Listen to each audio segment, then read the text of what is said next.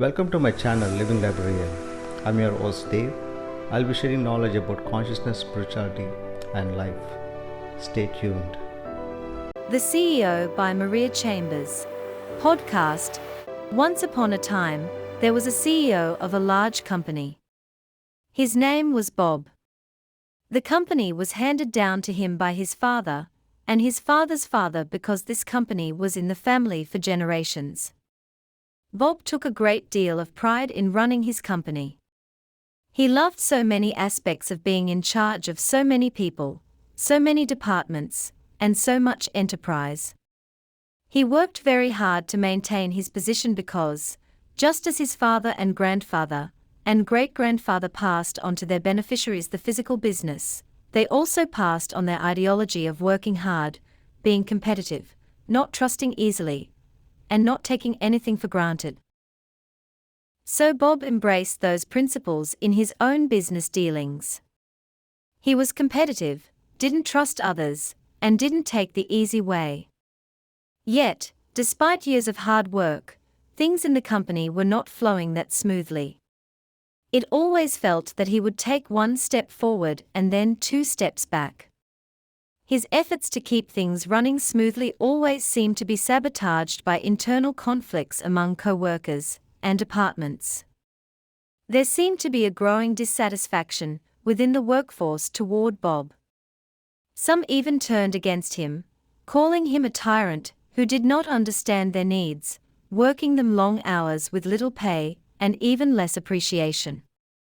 Giving some employees more perks because they were more attractive, but didn't have the qualifications necessary for doing a good job. There was a lot of favoritism. Bob was always behind on his financial obligations and often had to borrow money to pay his employees. So even his products in which he took the most pride were beginning to suffer for the internal problems.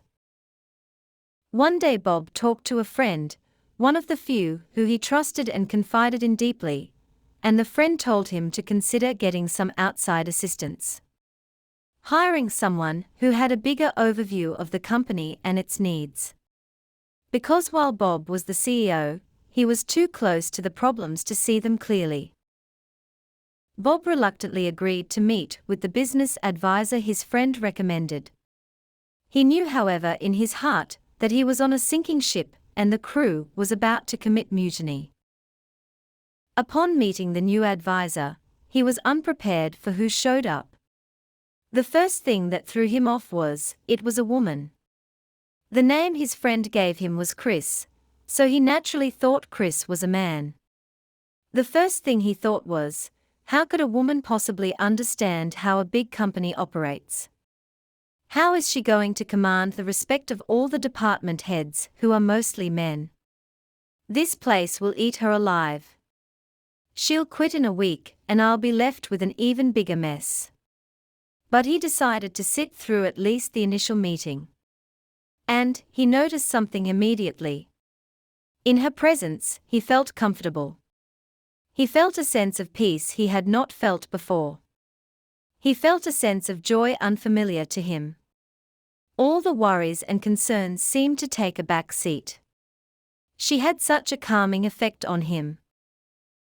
He thought, well, that's because she's a woman, and he was taken in by her beauty. There was still a part of him that did not trust her. So he began asking her many questions. And she answered each of those very patiently and clearly. For some reason, he found a sense of peace in her answers. His questions seemed endless because there were so many things he was worried about.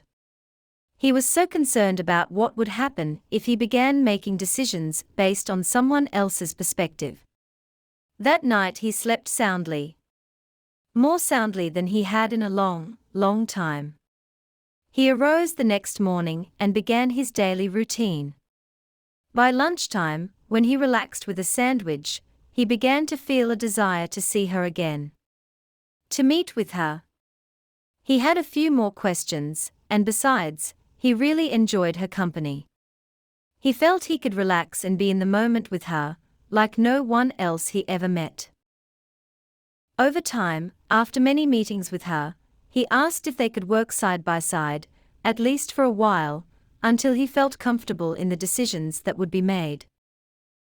She happily agreed. So they worked side by side for a while, and slowly the elements and people in the company began to change. Some of the current employees felt a shift in management, and they were happier and more productive.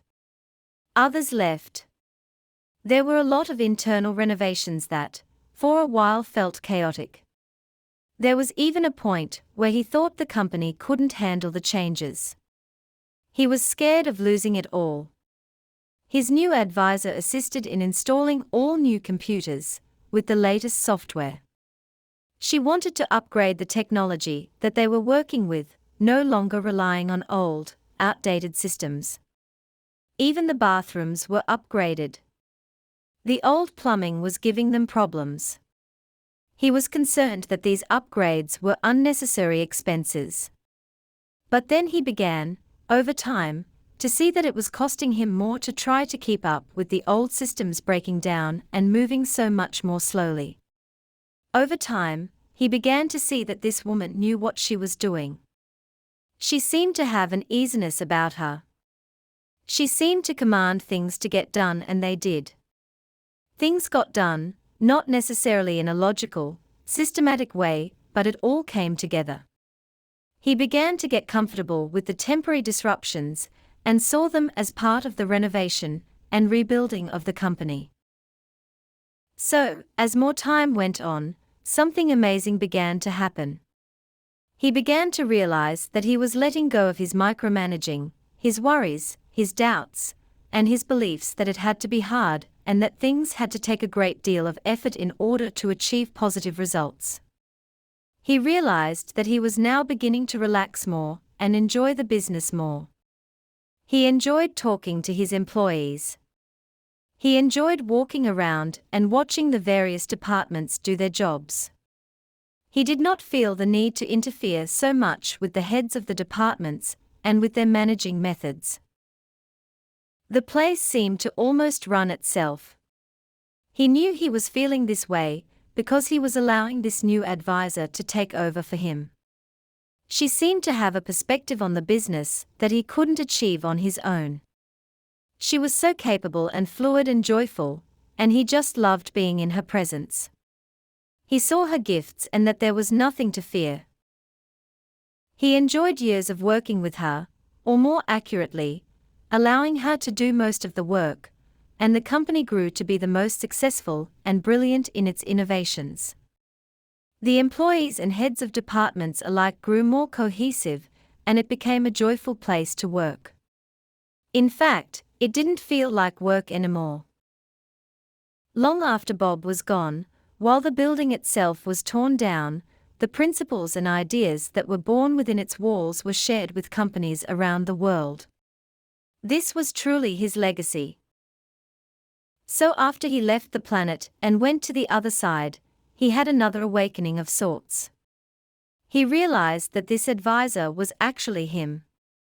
He remembered, his friend told him he would feel like he knew Chris, like they were very old friends.